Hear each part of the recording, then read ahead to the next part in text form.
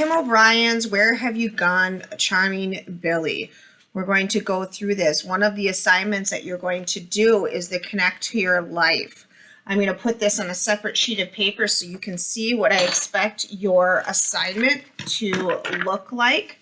We'll do it on 2 pages. Remember that when you are assigned to do something for my class in terms of reading, that you must, in fact, do your annotations as well.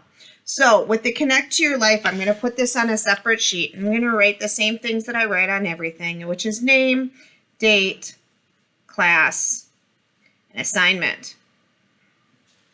At the top of it, I know that I need to do the Connect to Your Life. So I'm writing that at the top of my page. The Connect to Your Life says, nerves of steel. Some people seem to have nerves of steel. They always appear calm no matter what they are feeling inside. Most people, however, show their feelings when they are very afraid or extremely nervous. What are some ways of showing fear or anxiety that you have observed in yourself or others? Which of them seem normal and which are surprising? Okay, so why don't we just kind of make it in terms of things that you know that you have and the ways you show. I know that when I show anxiety, one of the ways that I show anxiety is I grind my teeth. And I know that I also bounce my legs. Now, both of these things, if you see me doing them, is this something that's considered normal? Probably. What might be something that we might not consider normal if someone was showing anxiety? What if someone just started sobbing, randomly crying because they're feeling anxious? Usually, extreme emotional outbursts are not considered normal. So I want you to take a second and write down some ideas if you have of how do you show your anxiety.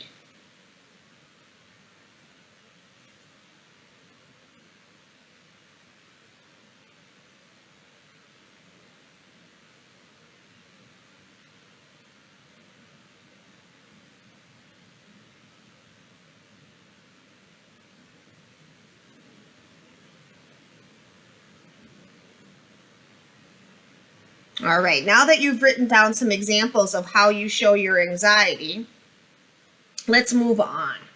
So we know we have to do the Connect to Your Life, okay? And we had to do build background. We had to read that. We know at the bottom of the page here that we have our vocabulary words. These are words that we have to define. So you're going to see on my side page that I'm going to write each one down so that I can define them. Casually. Conical. Consolation. Diffuse.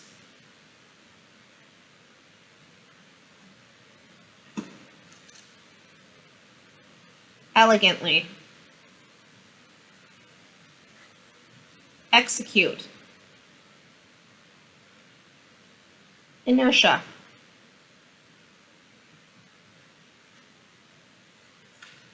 Primitive.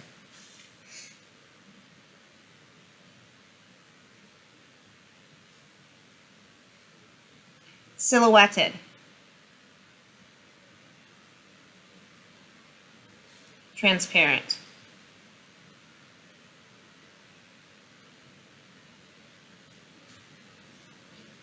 You're going to find these definitions at the bottom of each page as we go through reading this. The other words that you're going to have defined here would be main characters, minor characters,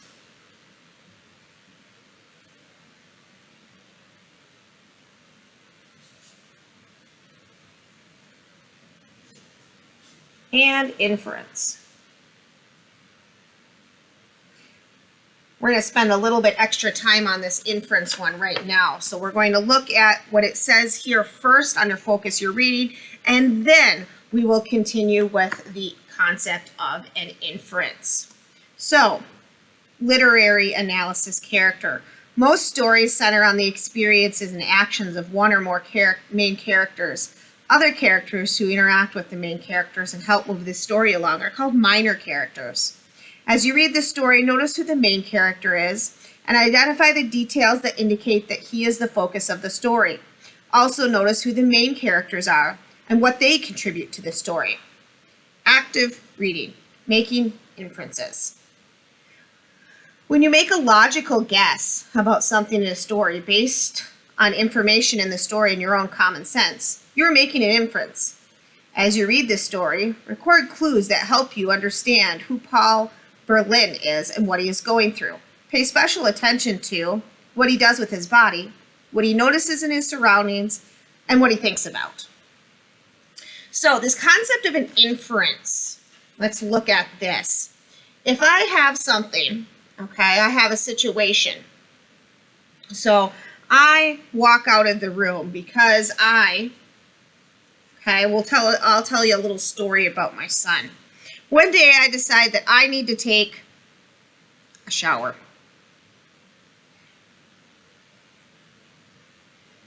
Okay, so I tell my son that I'm taking a shower, and I go into the bathroom, and I leave the door open so that I can hear him. At this time, my son's approximately 4 to 5 years old, and I come back out from the shower to find my son, in the living room, okay, and he's sitting on the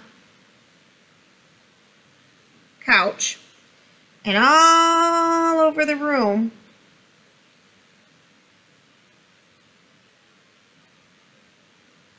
are pieces of toilet paper, okay, and he's sitting there, and his hands